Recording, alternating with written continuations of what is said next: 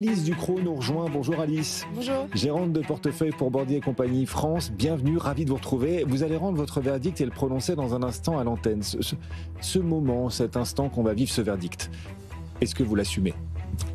Je l'assume et j'estime qu'investir dans l'électricité, c'est la colonne vertébrale de la nouvelle révolution industrielle, stratégique, géopolitique. Voilà, c'est un vaste programme. Wow. Alors comme on n'est pas certain qu'OpenAI ce soit super solide, on préfère investir du coup dans l'IA, à travers l'électricité nécessaire. Non, enfin oui, et en même temps ça va plus loin. Quand on investit dans l'électricité, on investit effectivement dans ces thématiques qui sont très mises en avant par la sphère médiatico-financière. Il y a beaucoup de questions sur le secteur de l'IA.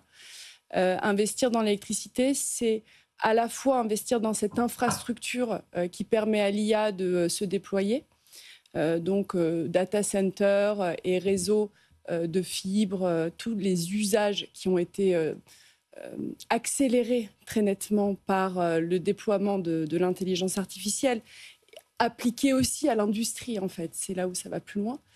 Mais investir dans l'électricité, c'est aussi la mobilité.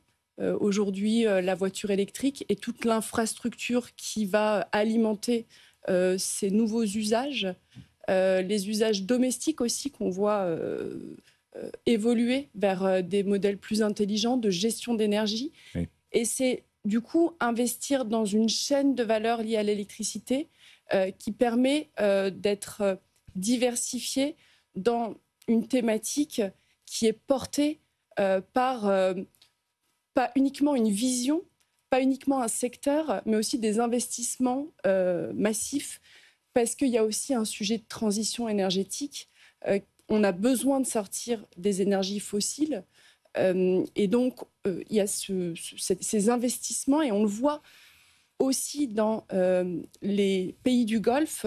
Ils se sont mis des objectifs d'indépendance énergétique, notamment via la production d'électricité, qui sont très ambitieux. Donc, ça témoigne vraiment d'un changement de paradigme. Changement de paradigme, et vous dites, et c'est un joli jeu de mots, l'électricité sera le fil conducteur de cette révolution industrielle, ces révolutions parallèles qu'on est en train de vivre là. Du coup, on y va comment ? À travers les producteurs d'électricité, à travers les équipementiers, pour aussi optimiser les installations existantes, parce que c'est important, ne serait-ce que moderniser le réseau actuel. Comment on y va là ? Quel type de valeur on choisit en portefeuille ? Alors, voilà, alors déjà, comme type de valeur, on est BFM Bourse, mais dans les marchés cotés, vous avez évidemment les actions. Et donc, je vais vous citer quelques actions qui sont transverses sur la chaîne de valeur. Déjà, on part de l'intrant de l'énergie même. Cette partie-là de la cote, elle est assez volatile. Elle est liée à l'évolution des matières premières et à une perméabilité au marché qui est très vive. Donc, cette partie-là, on peut l'isoler. En revanche, ensuite, on va passer sur des producteurs d'énergie. Par exemple, une société comme GE Vernova, qui est un spin-off de General Electric, qui vraiment produit l'électricité.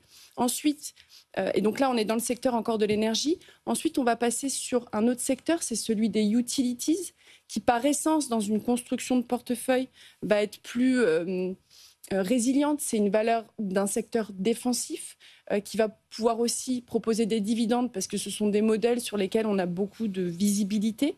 Donc là, on peut parler de American Electric Power, par exemple, aux US. Et ensuite, sur comment l'énergie se déploie dans les réseaux, quels réseaux sont construits et optimisés. On va avoir des acteurs comme Eaton, comme Schneider Electric. Donc, vous voyez, là, on est vraiment sur l'infrastructure même de l'électricité. Et après, si on parle d'autres types d'actifs, ce sont des actifs qui demandent, des sociétés qui ont besoin de capex, d'investissement. Et donc, qui dit investissement dit aussi endettement, appel au marché. Et donc, sur des plans qui sont soutenus aussi par des plans publics, des objectifs publics, vous allez avoir des sociétés qui font appel au marché obligataire. Et donc, vous pouvez accompagner cette transition par de la dette, par des obligations. Aujourd'hui, les obligations, elles répondent non pas uniquement à des objectifs de croissance comme les actions, mais aussi à au taux. Pardon. Oui. Et donc, sur les obligations, quand on va vouloir diversifier son portefeuille, je vous ai donné quelques acteurs equity US et Europe. Très US quand même. Ouais. Très US, c'est vrai. J'ai quand même cité Schneider Electric. Vous pouvez aller sur de l'obligation, aussi éventuellement en USD, parce que la politique de taux est encore favorable à l'endettement et à prêter de l'argent en dollars, qui, en plus, en relatif, n'est pas excessivement cher. Voilà. Après, veut-on être exposé au dollar dans un portefeuille diversifié? Ça a du sens. Antoine. Bon, alors en prenant appui sur ce secteur de l'énergie et sur les investissements en actions, est-ce que ça pourrait être une des dynamiques qui justifie un rallye de fin d'année par rapport au niveau actuel? Est-ce que ça peut être une dynamique? Oui. Il y a plusieurs dynamiques qui pourraient justifier un rallye. Déjà la fin d'année, traditionnellement. On n'est pas dans une situation où une hausse des taux brutale pourrait décontenancer le marché. Donc, tout ce qui est positif en termes de croissance peut accompagner en fait la psychologie de l'investisseur pour continuer à être investi et remettre aussi de l'argent en bourse. Après, on a souvent des vecteurs un peu macro qui accompagnent le rallye. Et là, peut-être ce qu'on peut regarder, c'est comment la Chine se redéploie.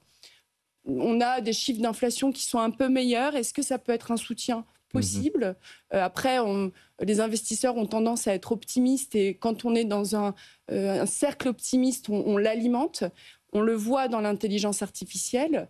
Ça s'est peut-être un tout petit peu essoufflé sur la semaine dernière.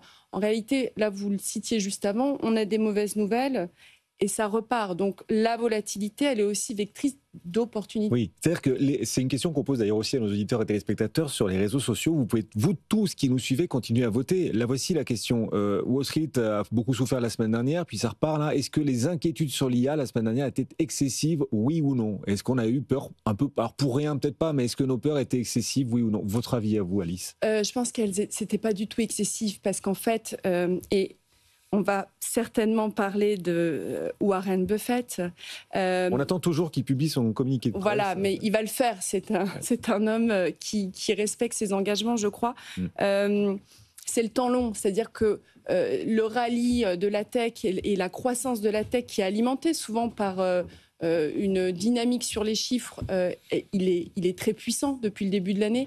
Et donc, une petite purge sur une semaine qui n'est pas non plus en pente très abrupte, elle s'absorbe. Donc, en soi, ce serait excessif de dire que ça a été excessif. Oui, c'est ça, exact. Oui, c'est ça. Ça s'absorbe, ça fera peut-être rentrer, ça fait peut-être déjà rentrer de nouveaux acheteurs. On a eu en tout cas une saison de publication plutôt encourageante aux États-Unis et ici en Europe. Comment est-ce que vous regardez? Parce qu'on parle beaucoup. C'est difficile de pas commencer et mettre l'essentiel des propos, des échanges ici dans BFM Bourse sur Wall Street parce que c'est là-bas vraiment que ça se passe et que le là est donné. Mais ici en Europe, quand vous regardez, vous faites le bilan des publications, vous vous dites quoi? On est rassuré? Il y a du potentiel aussi ou ben non, il y a moins de croissance, il y a moins de potentiel? Alors, de toute façon, on peut voir une zone géographique dans son ensemble. Donc, en Europe, c'est vrai qu'on a une croissance qui est assez molle. Bon, après, c'est pas tout à fait nouveau. Et on est aussi un peu à côté des thématiques structurelles de croissance, notamment l'intelligence artificielle qui a beaucoup porté les marchés. Après, selon les secteurs, on a eu des publications qui étaient quand même de qualité, avec la capacité des sociétés à préserver leurs marges. On a eu, dans les industriels, au sens plus large, de plutôt bonnes publications. Oui. Dans la pharma aussi, qui est un secteur qui est assez délaissé, les publications étaient plutôt positives. Après, l'intelligence artificielle, elle pose des questions et il y a un secteur qui souffre actuellement, c'est tout ce qui est software, parce que c'est difficile sur des valorisations qui en plus étaient élevées, de jauger si l'intelligence artificielle va faire plus de casse ou aura plus de vertus. Et donc, le segment software est un peu sous pression. Alice Ducrot, Bordier et compagnie France, merci beaucoup Alice d'être passée nous voir.